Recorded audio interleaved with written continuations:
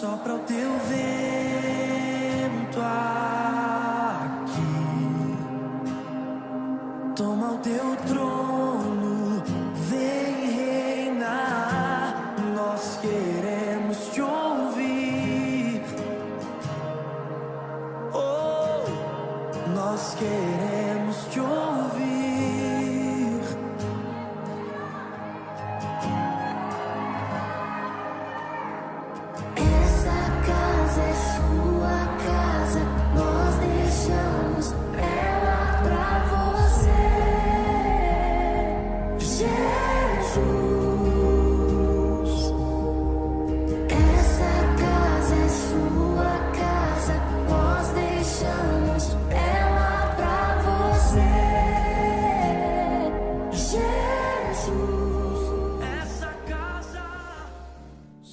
Esteja convosco. Proclamação do Evangelho de Jesus Cristo segundo Mateus. Ao saber que João tinha sido preso, Jesus voltou para a Galileia. Deixou Nazaré e foi morar em Cafarnaum, que fica às margens do mar da Galileia, no território de Zabulon e Neftali, para se cumprir o que foi dito pelo profeta Isaías. Terra de Zabulon, terra de Neftali, caminho do mar, região do outro lado do Jordão, Galileia dos pagãos. O povo que vivia nas trevas viu uma grande luz, e para os que viviam na região escura da morte, brilhou uma luz. Daí em diante Jesus começou a pregar, dizendo: convertei-vos, porque o reino dos céus está próximo. Quando Jesus andava à beira do mar da Galileia, viu dois irmãos, Simão, chamado Pedro, e seu irmão André. Estavam lançando a rede ao mar, pois eram pescadores. Jesus disse a eles: segui-me, e eu farei de vós pescadores de homens. Eles imediatamente deixaram as redes e os seguiram. Caminhando um pouco mais, Jesus viu outros dois irmãos, Tiago, filho de Zebedeu, e seu irmão João. Estavam na barca do seu pai Zebedeu, consertando as redes. Jesus os chamou. Eles imediatamente deixaram a barca e o pai e os seguiram. Jesus andava por toda a Galileia, ensinando em suas sinagogas, pregando o evangelho do reino e curando todo tipo de doença e enfermidade do povo. Palavra da salvação.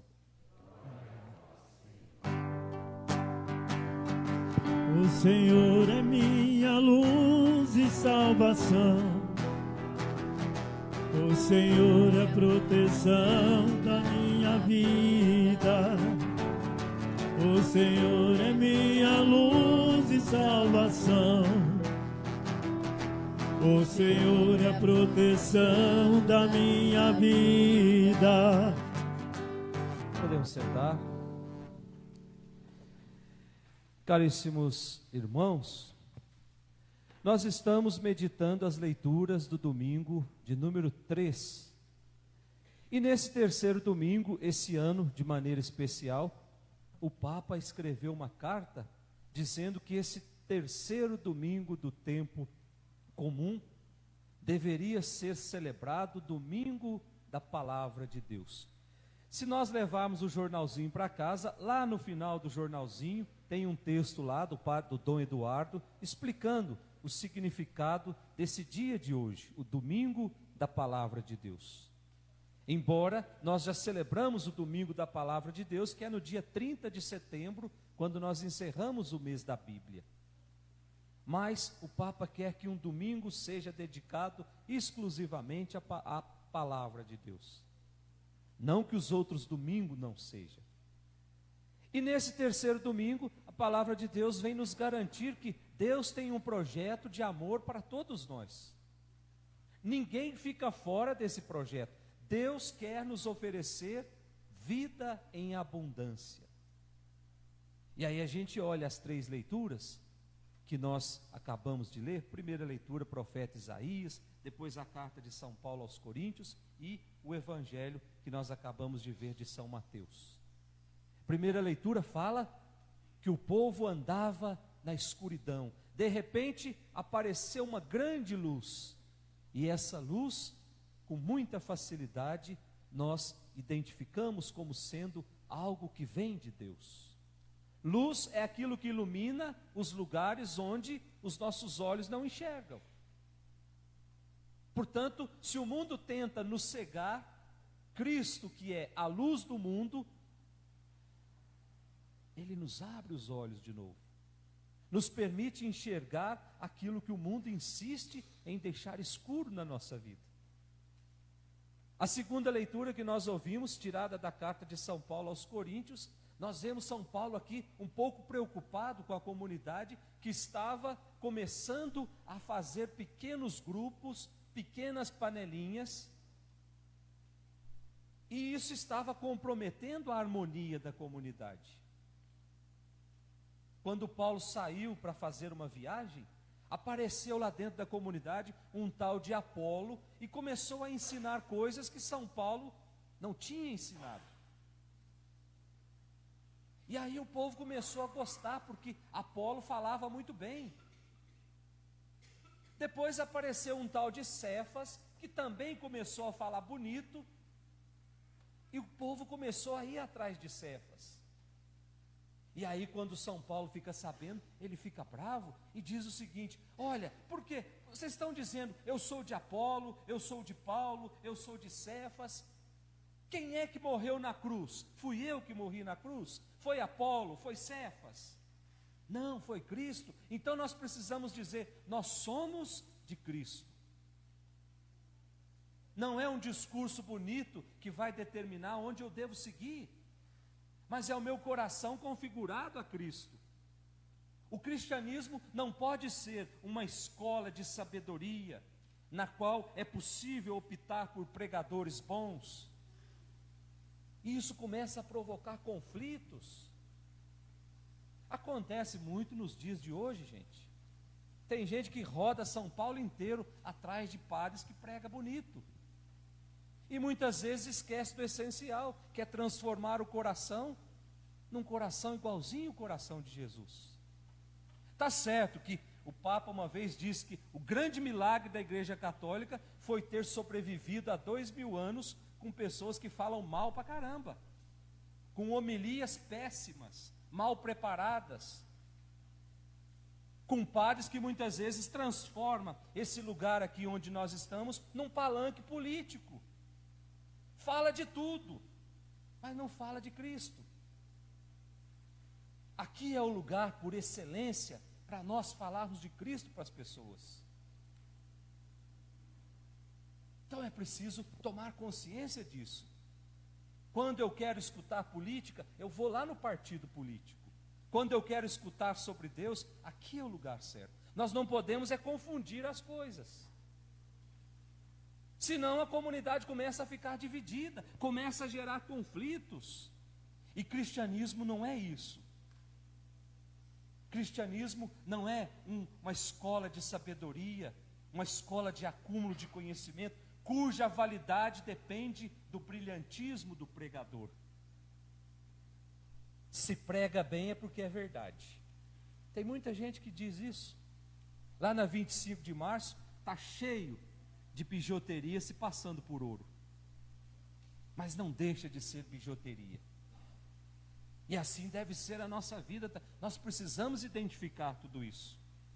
Cristianismo não é discurso brilhante. Cristianismo não é pregação bonita. Cristianismo é opção por Jesus. A minha vivência de fé não pode depender do carisma dessa ou daquela pessoa, dessa ou daquela proposta de vida.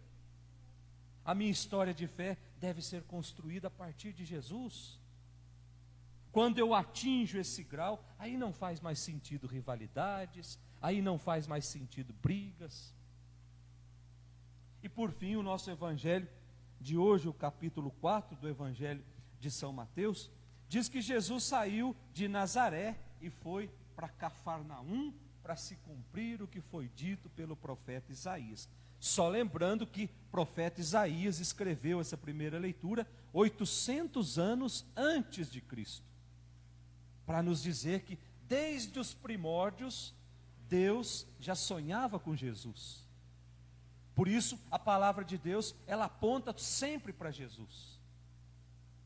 Desde a primeira página, quando nós lemos lá o livro do Gênesis, nós vamos encontrar ali pinceladas de que Deus estava preparando tudo para Jesus.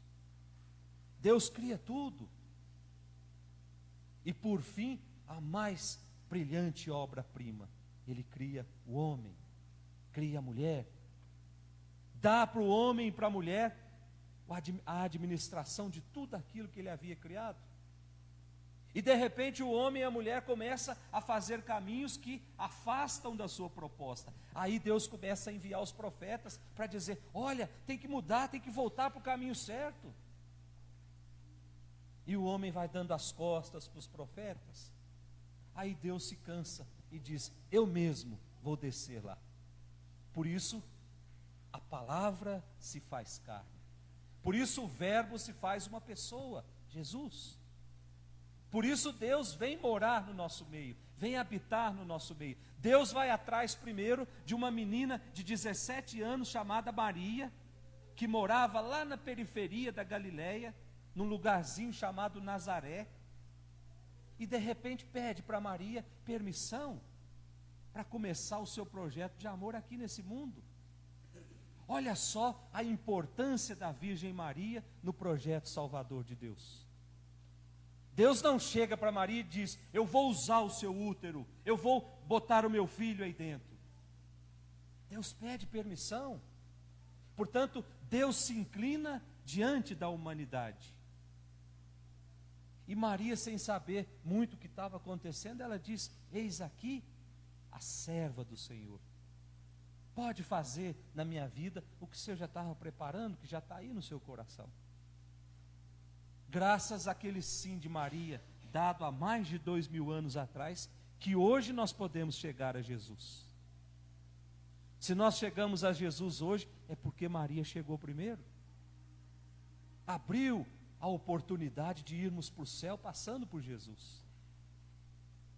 Então ele volta para Cafarnaum para cumprir aquilo que foi dito, e ao mesmo tempo o Evangelho afirma que Jesus é a luz que vai iluminar as trevas e as sombras da morte. Jesus é o Deus que vem ao nosso encontro para realizar o nosso sonho de felicidade.